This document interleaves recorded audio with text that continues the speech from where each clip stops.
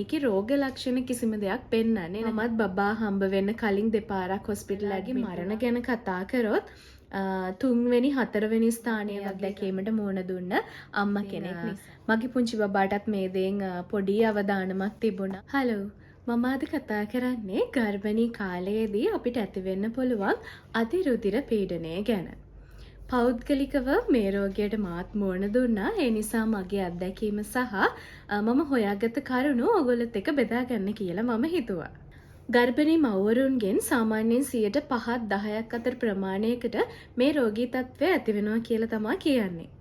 ඉතින් මේකේ තියෙන භයානකකම තමයි මේකේ රෝග ලක්ෂණ කිසිම දෙයක් පෙන්වන්නේ නැහැ. ප්‍රෙෂර් එක වැඩි කියලා කියන්නේ ප්‍රෙෂර් එක චෙක් කරනකොට 140ත් 90ට වඩා වැඩි නම්. ඉතින් මම කිව්වා වගේ මේකේ රෝගී ලක්ෂණ පෙන්වන්නේ නැති නිසා අපිට හොයාගන්න බෑ අපිට ප්‍රෙෂර් එක ඇවිද්ද තියෙන්නේ නැද්ද කියලා. ඉතින් මගේ අත්දැකීම නම් මගේ කකුල් ටිකක් වැඩිපුර ඉදිමුණා. ඒ වුණත් ඉතින් අපි ඒක එච්චර ගණන් ගන්නේ නැහැනේ. ප්‍රෙග්නන්සි එකේ අපේ බර වැඩි වෙන එකත් එක්ක අපි හිතන්නේ මේක සාමාන්‍ය දෙයක් කියලානේ. ඒ වුණත් එහෙම නැහැ.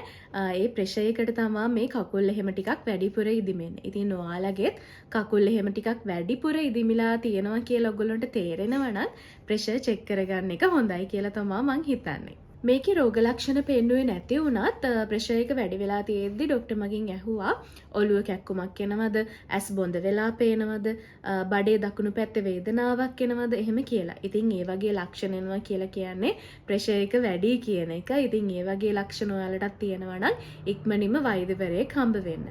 මමත් බබා හම්බ වෙන්න කලින් දෙපාරක් හොස්පිටල් ඇඩ්මිට් වුණා මේ ප්‍රෙෂර් එක වැඩි වෙලා. ඒ වගේම බබා හම්බ වෙලා සතියක් වගේ ගියාට පස්සෙත් ආපහු මගේ ප්‍රෙෂර් එක වැඩි වෙලා මට හොස්පිටල් ඇඩ්මිට් වෙන්න වුණා. බබා හම්බ වෙන කලින් මට ප්‍රෙෂර් එකට බෙහෙත් මුකුත් දුන්නේ නැහැ. හොස්පිටල් ඇඩ්මිට් වුණාට පස්සේ ඒක සාමාන්‍යයෙන් අඩු වෙලා ගියා. ඒ වුණත් මට ડોක්ටර් කිව්වා හැමදාම හවසට ගිහින් ප්‍රෙෂර් චෙක් කරන්න කියලා. අර මං කිව්වා ගේට වඩා වැඩි නම් අනිවාර්යයෙන්ම ආපහු හොස්පිටල් ඇඩ්මිට් වෙන්න කියලා. බබා හම්බුනාට පස්සේ ප්‍රෙෂර් එක වැඩි වෙලා තියෙද්දි මං කිව්වා වගේ මට ඒත් හොස්පිටල් ඇඩ්මිට් වෙන්න වුණා. ඉතින් ඒ අවස්ථාවේදී මට බෙහෙත් දුන්නා. ඒ වෙලාවේ නම් බෙහෙත් බීලා තමයි මගේ ප්‍රෙෂර් එක අඩු වුනේ. ප්‍රෙග්නන්සි එකේදී අධිරුධිර පීඩන තත්ත්වයන් ප්‍රධාන වශයෙන් 3ක් යටතේ කතා කරනවා. පළවෙනි එක තමයි කලින් ඉඳලාම. ඒ කියන්නේ ප්‍රෙග්නන්සි එක පටන් ගන්නත් කලින් ඒ අම්මට ප්‍රෙෂර් එක තිබිලා තියෙනවා. හැබැයි ප්‍රෙග්නන්ට් වුණාට පස්සේ තමයි එයාට ප්‍රෙෂර් එක තියෙනවා කියලා දැනගන්නේ. ඉතින් මේ තත්ත්වය ඩිලිවරි එකකින් පස්සෙත් තියෙන්න පුළුවන්. ඒ නිසා එයාට දිගටම බෙහෙත් පාවිච්චි කරන්න සිද්ධ වෙනවා. දෙවෙනි එක තමයි ප්‍රෙග්නන්සි එකේදී ඇතිවෙන ප්‍රෙෂර් එක. ඉතින් මේක ප්‍රෙග්නන්සි එකෙන් පස්සේ අඩු වෙලා නෝමල් වෙනවා. සමහර විට ප්‍රෙග්නන්සි එක තුලදීත් බෙහෙත් එහෙම පාවිච්චි කරන්න වෙන්න පුළුවන් මේ ප්‍රෙෂර් එක අඩු වෙන්න. තුන්වෙනි එක තමයි ප්‍රෙග්නන්සි එකේදී ඇතිවෙන දරුණු අධිරුධිර පීඩන තත්ත්වය.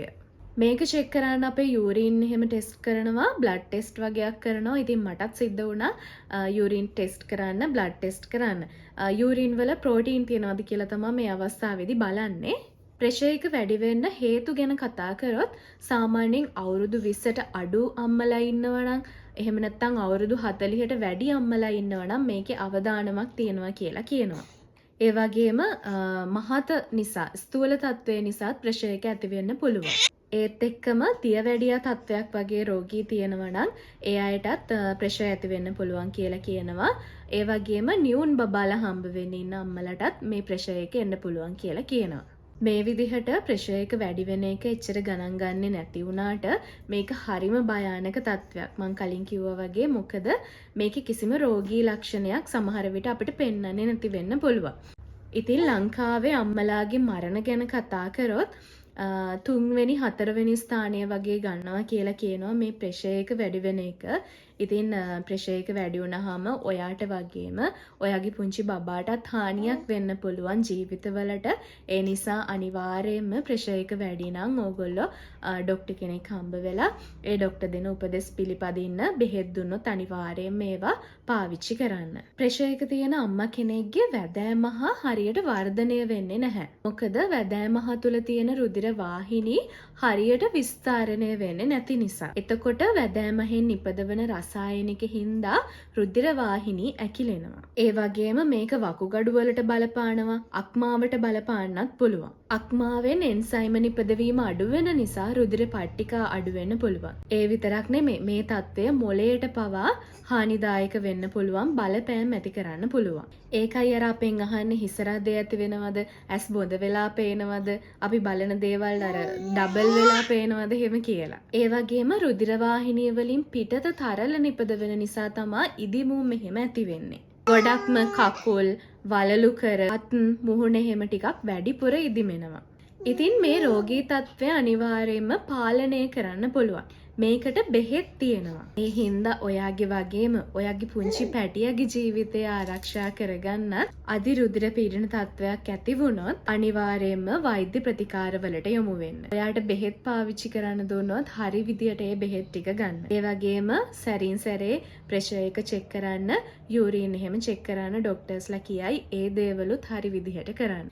ඉතින් ඔන්න ඔය කියන දේවල් ටික මට ඔයගොල්ලොත් එක්ක කතා කරන්න ඕමනා වුණා. මොකද මමත් මේ අත්දැකීමට මුහුණ දුන්න අම්මා කෙනෙක් නිසා. ඉතින් මගේ පුංචි බබාටත් මේ දේෙන් පොඩි අවධානමක් තිබුණා. ඒ වුණත් අපේ වියෝජී ડોක්ටර් මේ දේවල් ගැන හරියට බලලා හරි දවස්වලදී බබාව ගත්ත නිසා මටවත් පුංචි බබාටවත් කිසිම හානියක් වුණේ නැහැ. එහෙනම් අම්මලා අනිවාර්යයෙන්ම මේ තත්ත්වය මේ රෝගී තත්ත්වය ගැන අවධානයෙන් ඉන්න.